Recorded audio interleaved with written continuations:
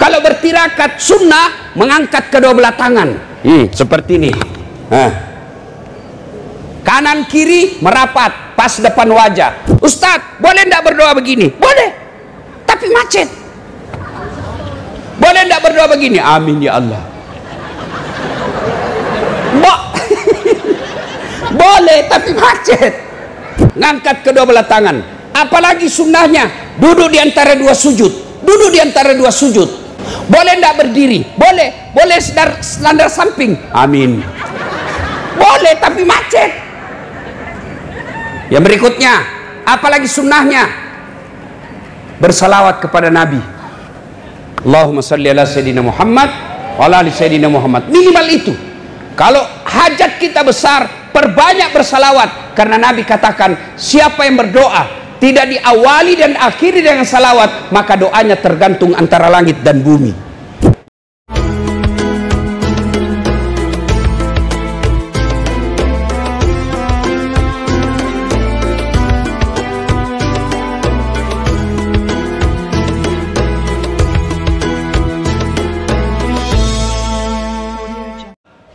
Tirakat ini bahasa-bahasa Jawa, tapi itu sesuai dengan ajaran agama. Berdoa. Cuma kadangkala kita berdoa lambat dikabulkan. Kenapa penyebab lambat dikabulkan? Karena kita berdoa tidak sesuai dengan sunnah. Ibu-ibu mau ke Semarang, Pak Bupati mohon maaf, dari sini ke Semarang ada tol Pak ya? Ada? Atau mau ke Surabaya? Ibu dari sini mau ke Surabaya, ada tol kan? Ada. Kalau jalan tol dengan jalan biasa cepat sampai mana?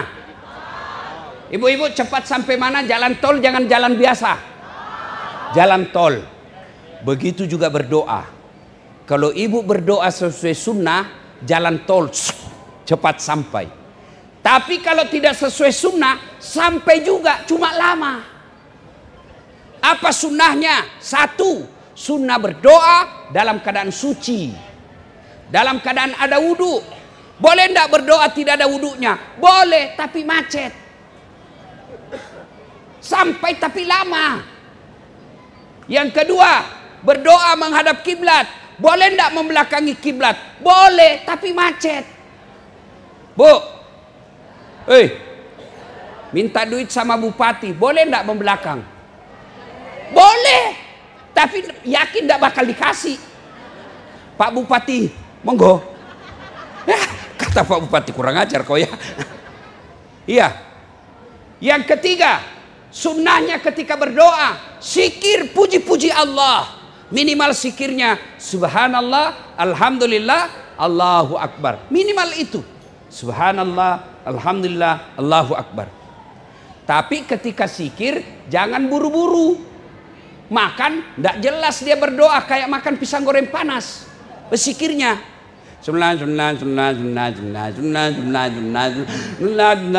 apa artinya itu? Coba lihat di masjid.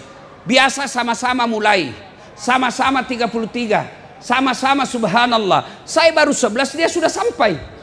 Di balik saya jumlah. Apa artinya itu jumlah? Dia ketawa, saya serius ini. Maka ucapkan secara sempurna subhanallah, subhanallah, subhanallah 33. Minimal itu. Alhamdulillah, alhamdulillah 33. Allahu akbar, Allahu akbar 33. Kenapa 33 Ustadz? Kali 3 99. Kenapa 99? Asmaul Husna, nama-nama Allah. Itu pendapat ulama. Jangan juga terlalu banyak mau di pertanyaan, biar tidak penting ditanya juga. Ustadz, kenapa 33? Bapak juga kalau dokter kan Bapak tidak tanya, kenapa dok kasih obat ini enggak? Ini Pak Haji makan ya 3 kali 1. Bapak kan tidak tanya, kenapa tidak 3 kali 3 supaya cepat habis. Nah, sudah berzikir, apalagi kalau bertirakat sunnah, mengangkat kedua belah tangan. Seperti ini. Kanan kiri merapat pas depan wajah. Ustadz, boleh tidak berdoa begini? Boleh, tapi macet. Boleh tidak berdoa begini? Amin ya Allah. Boleh tapi macet. Ngangkat kedua belah tangan. Apalagi sunnahnya duduk di antara dua sujud. Duduk di antara dua sujud. Boleh tidak berdiri? Boleh. Boleh standar samping. Amin. Boleh tapi macet. Yang berikutnya, apalagi sunnahnya bersalawat kepada Nabi. Allahumma salli ala Sayyidina Muhammad wa ala ali Sayyidina Muhammad. Minimal itu. Kalau hajat kita besar, perbanyak bersalawat. Karena Nabi katakan, siapa yang berdoa tidak diawali dan akhiri dengan salawat, maka doanya tergantung antara langit dan bumi. Jadi doa tidak harus pakai bahasa Arab. Bahasa Jawa, monggo. Bahasa Sunda, mangga. Bahasa Inggris kalau kau tahu. Bahkan boleh pakai bahasa isyarat tanpa bahasa. Amin ya Allah. Malaikat katakan, oh kawin lagi suaminya ini. Allah tahu, tanpa ibu tak bahasakan Allah tahu. Sudah itu, ya Allah, terimalah doa hamba ya Allah. Subhana rabbika rabbil izzati amma yasifun. Wassalamun alal mursalin walhamdulillahi rabbil alamin. Nah, doa karena Allah sampaikan dalam Al-Qur'an, ud'uni astajib lakum. Berdoa kau kepadaku, pasti saya kabulkan. Maka balik ini banyak-banyak berdoa. Adik-adikku yang mau jadi pegawai, jangan nyogok. Kau sogok jadi pegawai, selama kau makan uang itu, selama itu kau makan uang sogok, uang haram. Adik-adikku sekalian mau jadi tentara, polisi, jangan sogok. Kau bangun sholat tahajud 40 malam berturut-turut. Mana bisa jadi pegawai Ustaz tidak nyogok. Saya bersaudara beberapa jadi pegawai, tidak ada satupun yang nyogok. Bagaimana caranya? Kalau ibu-ibu mau anakmu lulus tentara, mau lulus polisi, yuk bangunlah sholat tahajud malam-malam, minta kepada Allah. Pagi lagi kau sholat duha, minta kepada Allah. Kau yakin kalau Allah tidak luluskan anakmu, bukan di situ yang terbaik. Doa, doa. Senjata bagi orang Islam adalah doa. Kedua, tema ceramah kita. Kita berada di Masjid Mutia. Bu-ibu, pernah lihat orang meninggal? Pernah lihat antar jenazah? Pernah? Sering. Itu kata Nabi, kalau orang meninggal, 3 yang mengantar. Berapa ibu? Berapa yang ngantar? 3. 2 yang kembali, 1 yang tinggal menemanimu. Apa gerangan ketiga itu? 1. Anak, istri, sandai tolan, karib, kerabat, anak buah, teman datang ngantar semua ke kuburan. Ada yang masuk ke kubur? Ada? Jangankan masuk kubur, duduk saja di atas batu nisanmu, dekat batu nisan sampai malam tidak ada yang mau. Meskipun ibu meninggal besok-besok, jangan harap suamimu mau temani kau di situ. Meskipun dia gombal, gunung kan kudaki, lautan ku seberangi, kemanapun kau pergi aku akan mengikutimu. Kita hidup sehidup semati. Bohong. Anak, jangankan anak, tak akal ada yang temani kamu. Yang kedua, yang mengantar kita, harta, keluar mobil, keluar sepeda motor, keluar harta-harta kita. Ada yang masuk temani ke kubur? Ada yang temani masuk kubur? Ada ibu. Apa? Kain kafan. Kain paling murah, bukan sutra, kain paling murah. Itu yang temanimu. Ini pipimu yang kau kasih apa, skincare, kasih putih muka, mukanya putih, lehernya hitam. Ibu meninggal, cacing punya urusan. Yang ketiga, yang menemani, ngantar. 1 keluarga, 2 harta, 3 amal kebaikan. Masuk di kubur, amal itu yang temani kita. Begitu masuk kubur, seperti almarhumah Ibu Mutia, sudah masuk kubur, tidak ada lagi bisa dilakukan. Ibu-ibu, ada pegawai? Ada pegawai. Kalau Pak Bupati tidak senang kamu, Ada pilihan tidak? Di kantor bupati, Pak Bupati tidak senang kita. Ada pilihan tidak? Ada. Apa pilihan? Pensiun dini. Tidak ada urusan dengan bupati. Masih ada pilihan. Sedulur-sedulur pergi merantau ke Kalimantan, tidak enak di Kalimantan. Ada pilihan tidak? Ada pilihan. Ada. Balik lagi ke Jawa. Mangan orang mangan. Yang penting ngumpul. Iya toh? Hah. Jadi tentara, polisi, tugas ke daerah yang tidak senang. Ada pilihan? Ada. Pensiun dini. Selesai. Bu-ibu, ada suami kasar, tidak tanggung jawab. Ada pilihan? Pulangkan saja aku pada ibuku. Atau coba ibu kalau hafal ini lagu ikut ibu ya. Tak sengaja lewat ku melihat dihiasi hati bertanya. Oh berarti ibu memang sudah tua semua. Karena ini lagu-lagu zaman dulu ini.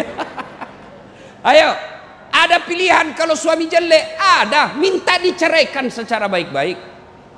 Bapak-bapak, suamimu malah istrimu malas masak, kasar ngomong, tidak menghargai mertua, saudara kita dia hina. Ada pilihan? Ada dua malah pilihanmu. Satu, bawa pulang ceraikan. Dua, ganti. Tapi kalau sedulur-sedulur di dunia menderita masih ada pilihan. Di dunia susah masih ada pilihan.